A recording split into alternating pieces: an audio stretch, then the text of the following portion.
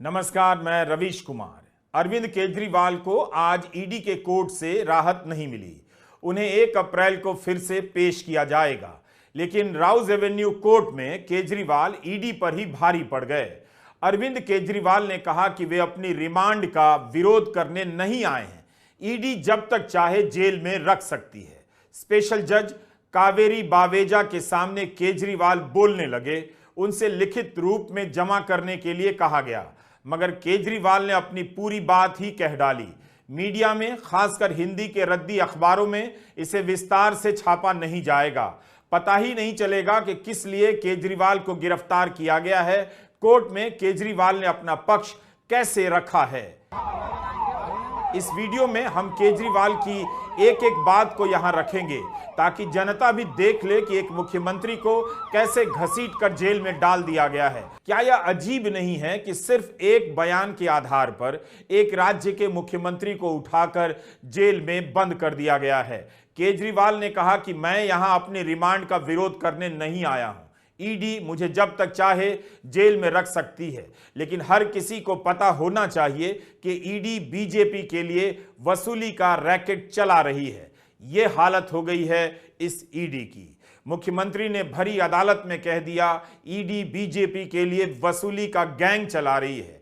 केजरीवाल ने यह भी कह दिया कि वे अपने रिमांड का विरोध करने नहीं आए हैं।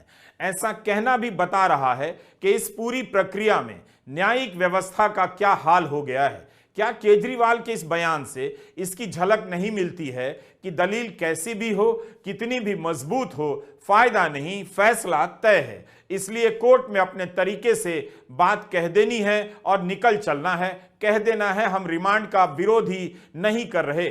ऐसा लगता है कि केजरीवाल जेल भेजने की राजनीति के भय से अब आजाद हो गए हैं। उन्हें पता है कि यही आज की नियति है, किसी को भी जेल में डाल देना खेल हो गया है। अगर जनता नहीं देख रही है तो वे खुद भी तो जनता हैं और इस बात का प्रतिकार कोर्ट में कर सकते हैं। यह बोलकर ईडी बीजेपी के लिए वसूली का रैकेट चलाती है। 27 मार्च को दिल्ली हाईकोर्ट के सामने केजरीवाल के वकील अभिषेक मनु सिंघवी ने भी कोर्ट के सामने कुछ ऐसा ही कहा। सिंघवी ने कहा, मुझे खुशी है कि कम से कम 1 या 2 कोर्ट तो ऐसे हैं जिन्होंने ईडी की कार्य पद्धति पर कुछ कहा है। आमतौर पर कोर्ट ईडी नाम की होली काऊ को छूना भी नहीं चाहते। सिंघवी का तो यही कहना था कि ईडी को पवित्र गाय बना दिया गया है। नाम आते ही सब आस्था आस्था करने लग जाते हैं। इससे पहले याद कीजिए सुप्रीम कोर्ट में कपिल सिब्बल ने क्या कहा था, यही कि जब इस कोर्ट का इतिहास लिखा जाएगा निश्चित रूप से यह स्वर्णिम दौर नहीं होगा। सिब्बल की इस बात पर अदालत से यही आवाज आई। अच्छा, देखते हैं। अंग्रेजी में सिब्बल ने कहा, When the history of this court will be written, this will not be a golden period. Kejriwal, Singhvi और सिब्बल तीनों ने ईडी को लेकर कोर्ट के भीतर ये बातें कही हैं। ईडी का जिस तरह से राजनीतिक इस्तेमाल हो रहा है वो हर दिन अदालतों का भी इम्तहान ले रहा है। जमानतें नहीं मिलती हैं और तरह तरह की कहानियां बना दी जाती हैं। 27 मार्च को दिल्ली हाई कोर्ट की तरह आज राउज एवेन्यू कोर्ट में भी ईडी के वकील का जवाब कुछ कमजोर नजर आया। अभिषेक मनु सिंघवी की याचिका पर ईडी यही कहती रही कि 3 हफ्ते का समय चाहिए जवाब देने के लिए। हाई कोर्ट ने 2 अप्रैल तक का समय दिया। ईडी ने आज यही कहा, हमारे पास सबूत हैं कि 100 करोड़ की रिश्वत की मांग की गई है। किसी ने दबाव में आकर बयान दिया है या नहीं, ये ट्रायल में साबित होगा। तो क्या इसका मतलब यह हुआ कि जेल में किसी पर दबाव डालकर बयान ले लिया जाए, उस बयान के आधार पर केजरीवाल को गिरफ्तार कर ट्रायल शुरू होने तक यानी लंबे समय तक के लिए जेल में डाल दिया जाए? इस वक्त किसी का बयान इतना महत्वपूर्ण कैसे हो सकता है कि किसी मुख्यमंत्री को आप जेल में डाल दें? अब हम आते हैं उन 4 बयानों पर जिनके आधार पर केजरीवाल को गिरफ्तार किया गया है और जिसकी बात खुद केजरीवाल ने आज कोर्ट के सामने रखी। मुख्यमंत्री केजरीवाल ने कहा, पहला बयान सी अरविंद का है। सी अरविंद मनीष सिसोदिया के सचिव थे। उन्होंने कहा कि एक दिन मेरे घर में मेरी मौजूदगी में मनीष सिसोदिया ने उनको कुछ एक्साइज डिपार्टमेंट के डॉक्यूमेंट हैंडओवर किए। ये नहीं कहा कि पैसे दिए, बस इतना ही। मेरे घर पर ढेरों मंत्री आते हैं, सचिव आते हैं, आपस में खुसर फुसर करते हैं, आपस में डॉक्यूमेंट शेयर करते हैं। क्या यह पर्याप्त कारण है कि सिटिंग मुख्यमंत्री को अरेस्ट कर लिया जाए। दूसरा बयान मागुंटा श्रीनिवासुलु रेड्डी का है, एमएसआर का। ये सांसद थे जगन रेड्डी की पार्टी से। एक दिन 16 मार्च 2021 को 4:30 बजे मेरे दफ्तर आते हैं। 10 दिन पहले उन्होंने पत्र भेजा था कि मैं सांसद हूं, मुख्यमंत्री से मिलना है। वो मेरे पास मिलने के लिए आते हैं। मैं जल्दी में था। वे आकर कहते हैं कि दिल्ली में फैमिली चैरिटेबल ट्रस्ट खोलना है। मैंने कहा जमीन हमारे अंडर नहीं आती है, एलजी साहब के अंडर आती है। आप मुझे चिट्ठी दे दीजिए, मैं एलजी साहब को फॉरवर्ड कर दूंगा बस। 16 सितंबर 2022 को उनके घर पर रेड होती है। उनसे पूछा जाता है कि क्या आप केजरीवाल से मिले? वो कहते हैं हाँ मैं मिला, मैं उनसे फैमिली ट्रस्ट के लिए जमीन मांगने गया था। यह 16 सितंबर 2022 को सेक्शन 17 में दर्ज हुआ बयान है। ईडी इससे खुश नहीं होती है। 5 महीने के बाद उनके बेटे को 10 फरवरी के दिन गिरफ्तार कर लिया जाता है। उसके बावजूद अपने स्टेटमेंट पर कायम रहते हैं। 5 महीना जब बेटा गिरफ्तार होता है, जेल में रहता है, तो बाप टूट जाता है। 16 जुलाई को अपना बयान बदल लेते हैं। 18 जुलाई को बेटा छोड़ दिया जाता है। उसके बाद उनका कोई स्टेटमेंट नहीं होता। जैसे ही उन्होंने मेरे खिलाफ स्टेटमेंट दिया, बेटा भी छूट गया और स्टेटमेंट लेने भी बंद हो गए। और 3 अक्टूबर को उनका माफीनामा भी हो गया। मिशन पूरा हो गया। इसका मतलब ईडी को केवल और केवल मुझे फंसाना था। ईडी बार बार टोकती रहती है कि केजरीवाल लोगों को सुना रहे हैं, अपनी बात कहे जा रहे हैं, मगर किसी तरह केजरीवाल ने अदालत से अपनी बात कहने का समय हासिल कर लिया। उन्होंने कहा कि ईडी के पास 3 बयान हैं, तीनों ही बयान सेक्शन 50 के तहत लिए गए हैं, इसलिए कानून की नजर में तीनों बराबर हैं। तब फिर कोर्ट के सामने एक ही बयान को क्यों लाया गया? उन 2 बयानों को क्यों नहीं लाया गया जिसमें मेरे पक्ष में कहा गया है? जो केजरीवाल के खिलाफ स्टेटमेंट है, केवल वही लाया गया। कोर्ट के सामने तीनों बयान लाना चाहिए था ताकि कोर्ट तय करता सच्चाई क्या है। अब केजरीवाल राघव मगुंता के बयान की बात करते हुए कहते हैं कि 10 फरवरी को राघव गिरफ्तार होता है। गिरफ्तारी के बाद उससे 5 बार बयान लिया जाता है। 5 बयान में वह एक ही बात करता है, अपना बयान नहीं बदलता। लेकिन उसके बाद राघव मगुंता को 5 महीने जेल में रहना पड़ता है। 16 जुलाई को उसके पिताजी अपना बयान बदल देते हैं। तो मेरे खिलाफ 7 स्टेटमेंट हुए, 6 में मेरे खिलाफ कुछ भी नहीं कहा जाता है। 7वें में जैसे ही मेरे खिलाफ स्टेटमेंट देते हैं, उसके बाद उनका कोई स्टेटमेंट नहीं होता है, जेल से छोड़ दिया जाता है और उन्हें माफीनामा दे दिया जाता है। यह जो 6 स्टेटमेंट है, रिकॉर्ड पर नहीं लाया जाता है। चौथा बयान है शरत रेड्डी का। 16 सितंबर को उनके घर पर रेड हुई।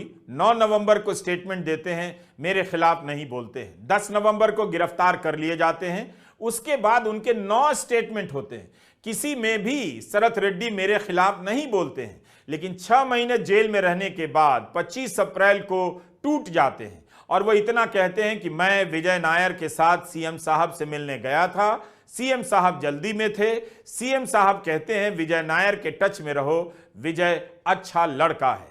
केजरीवाल ने कोर्ट से पूछा, वे सिर्फ इतना जानना चाहते हैं क्या ये 4 बयान एक चीफ मिनिस्टर को गिरफ्तार करने के लिए पर्याप्त हैं? ईडी के दफ्तर में 1 लाख पेज हमारी बेगुनाही के सबूत हैं, उन्हें कोर्ट के सामने नहीं लाया जाता है। शराब घोटाले का पैसा कहां है?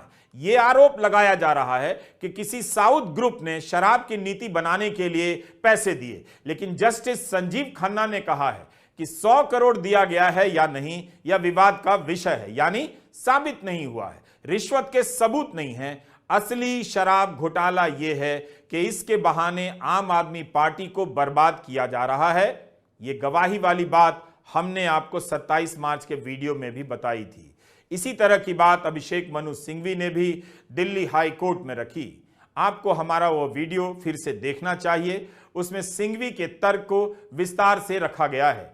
आप सोचिए, शरत चंद्र रेड्डी को पीठ दर्द के नाम पर बेल मिल जाती है, बाहर आकर सरकारी गवाह बन जाते हैं और इनकी कंपनी 50 करोड़ का चंदा बीजेपी को देती है, बीजेपी ले लेती है।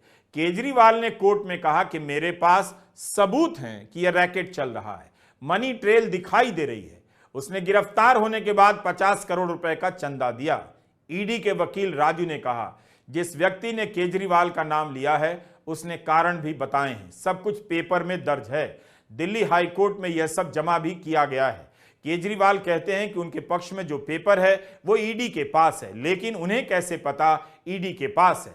ये सब कल्पना की बातें हैं। ये आपके प्रमुख हैं। आम आदमी पार्टी को रिश्वत मिली है जिसका इस्तेमाल गोवा चुनाव में हुआ है। हमारे पास गवाह हैं जिनका कहना है कि यह पैसा साउथ ग्रुप ने हवाला के जरिए दिया। इसकी चेन है। केजरीवाल उस चेन की बात नहीं कर रहे हैं। गोवा चुनाव में आप जानते हैं सबसे अधिक पैसा तृणमूल कांग्रेस ने खर्च किया, 47 करोड़। उसके बाद बीजेपी ने 17 करोड़ और आम आदमी पार्टी ने करीब 4 करोड़। अगर गोवा चुनाव में हवाला के रैकेट से करोड़ों रुपए पहुंचाए जा रहे थे तब तो यह चुनाव आयोग पर भी सवाल खड़े करता है, जिसकी जिम्मेदारी होती है कि चुनावों के समय इस तरह के पैसे पर नजर रखे। क्या चुनाव आयोग ने कभी कहा है कि गोवा में हवाला के जरिए पैसा घूम रहा था? ईडी ने टोका कि केजरीवाल जांच एजेंसी पर आरोप लगा रहे हैं। वकील राजू ने कहा केजरीवाल लोगों की तालियों के लिए यह सब कर रहे हैं। केजरीवाल ने जब कहा कि बीजेपी को अरबिंदो फार्मा ने चंदा दिया है तब ईडी इनकार नहीं कर सकी। ईडी का यही कहना था कि उस चंदे का संबंध शराब घोटाले से नहीं है। अब ईडी को कैसे पता कि शराब घोटाले से 50 करोड़ का संबंध नहीं है?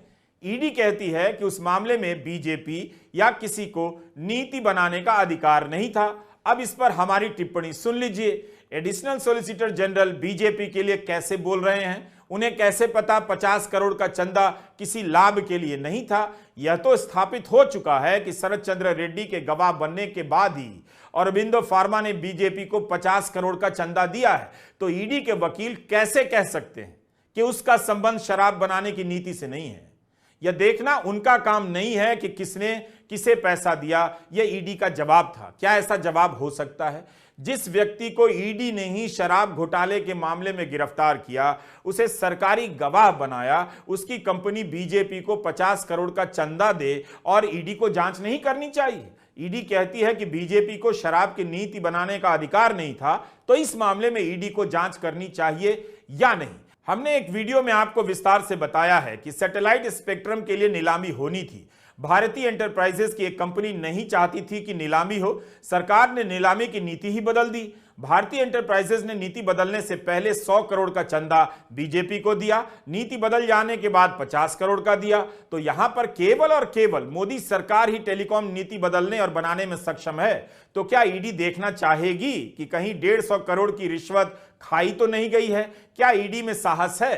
केजरीवाल के मामले में 3 अप्रैल को दिल्ली हाई कोर्ट में सुनवाई होनी है। ईडी कोर्ट ने 1 अप्रैल तक की ही रिमांड दी है। भ्रष्टाचार के सहारे विपक्ष को खत्म किया जा रहा है, लेकिन जो बीजेपी के साथ आता है उसके खिलाफ केस बंद हो जाता है।